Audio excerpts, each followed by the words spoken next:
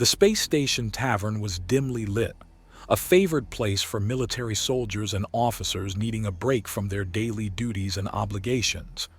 It was a rare place where several different factions from different species could be found in the same place, eyeing each other warily. As the Admiral entered in his civilian clothes, he eyed the room, spotted a Klingoyanki Raider War Corps gang in one corner, and raised his chin slightly, in a subtle, closed-eyed nod. The warrior leader returned the nod, making his head feathers rock and sway a bit, and leaned over and grumbled to his slightly riled-up underlings after the exchange, the angriest one wanting to know why he closed his eyes and exposed his throat like that. The Admiral's assistant missed the quick exchange as he was brushing shipyard steel dust off of his crisply ironed, not a uniform, but might as well have been Reveille outfit. "I still don't understand this order, sir. Are we really going to engage in the conflict for the sake of the—" He looked around and spotted the core gang, the underlings side-eyeing them with their typical simmering fury and distaste. The barbarians? The expenditure of ammunition and fusion lance crystals will be rather hard to justify back at logistics. This had clearly been on top of the aide's mind of late, and is precisely why the Admiral ordered the Reveille stand down, to clear his head a bit. That is correct, and is my order. We are to engage the martial mercenary group Rachel's Lament at Planetrise on the Moon's tidally locked side. I still don't get the point, sir. The mercenaries are just doing the law. Ha! If you think they are orderly and perfunctory law enforcers, their propaganda has fooled you more than I should feel comfortable with. They are cutthroats, plunderers and killers for hire, privateers by another name. But the very same can be said for the Klingoyanki, the aide said, lowering his voice at the mention of the others in the same room. They are crude, warlike, impulsive, plundering, brash, filthy, utterly monstrous. Hey! You stop it right there, and that's an order. That attitude is unacceptable. I mean, sure, the Klingoyanki are exactly how you described them, but we are going in to assist them regardless. The Admiral signaled for some heavy drink. You are going to calm down, drink this, and listen to a story.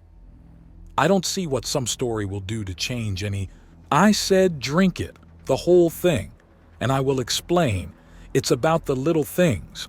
Back when I was a brash young lieutenant on the colonial front lines during a Klingoyanki raid, the Grey Swarm struck the battlefield from the night sky.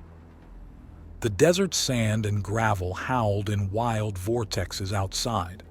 The skirmish had ended at first nanite cloudfall, everyone scrambling for shelter, for cover. The air raid sirens were still howling in the distance, but beginning to sputter and fail under the horrendous micro-harvester assault. They ate literally everything technological, sometimes not, and were beyond counting. The young officer pulled his trenchcoat collar tighter against his face, the sand, stones, and occasional knot stones peppering him repeatedly and at a growing rate, as he hunched over and searched desperately for a structure, a building of some kind. In the fading sunlight, he spotted something through the whipping hail, a power substation building. He hurried over, noticed the latch was shot off of the door, and shouldered his way inside.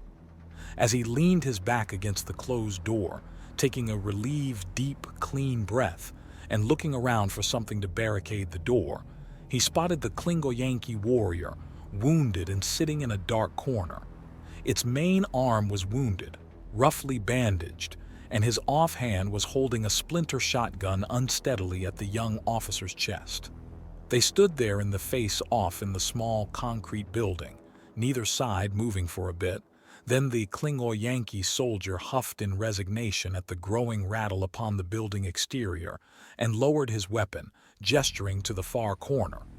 As the human barricaded the door and hunkered down in the opposite corner, he began to self-assess.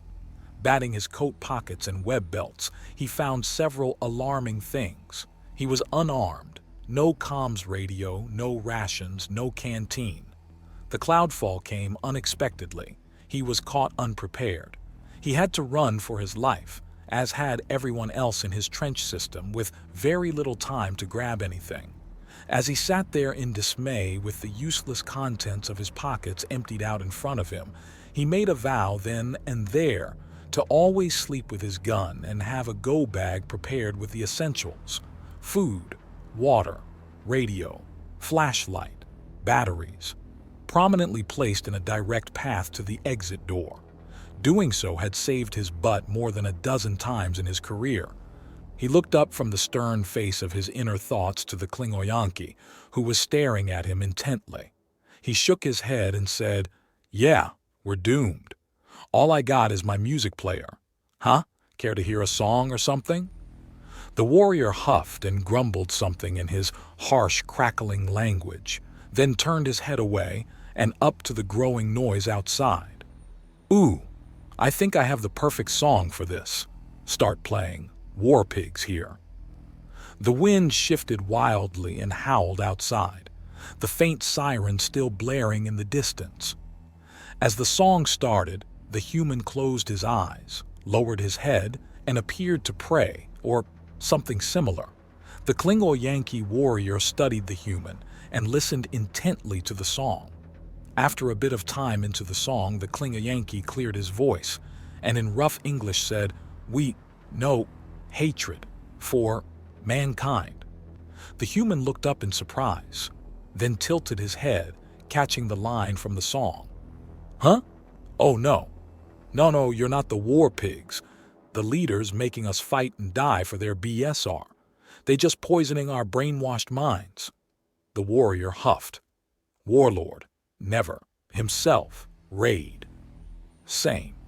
He looked up at the heavy barred window, rattling and ringing like a bell with the violence outside.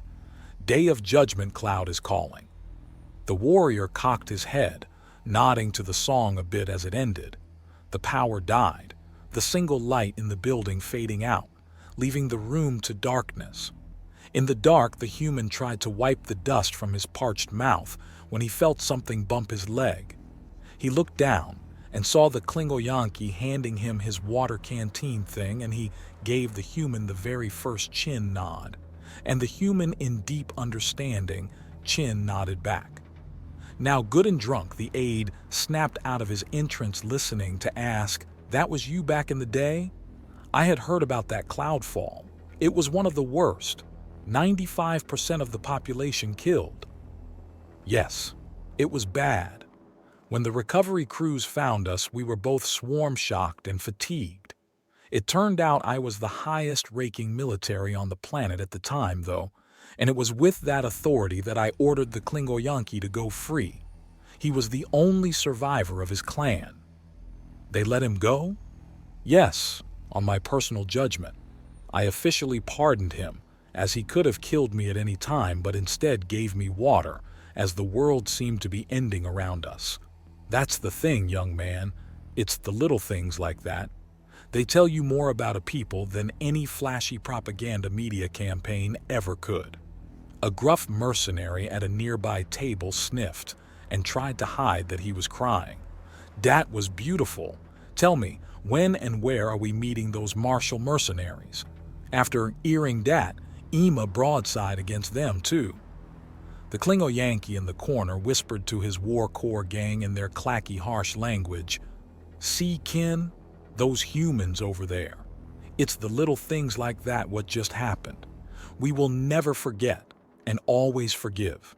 For we have shared water and song at the end times and see the pure truth in each other." As the sparkling blue planet rose over the moon's horizon, the martial mercenary group Rachel's Lament lifted off, when all of their comms lit up with powerful signals.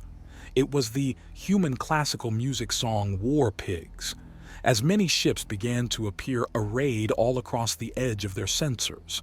There were antique air raid sirens heard that only a very few knew the significance of in this day and age.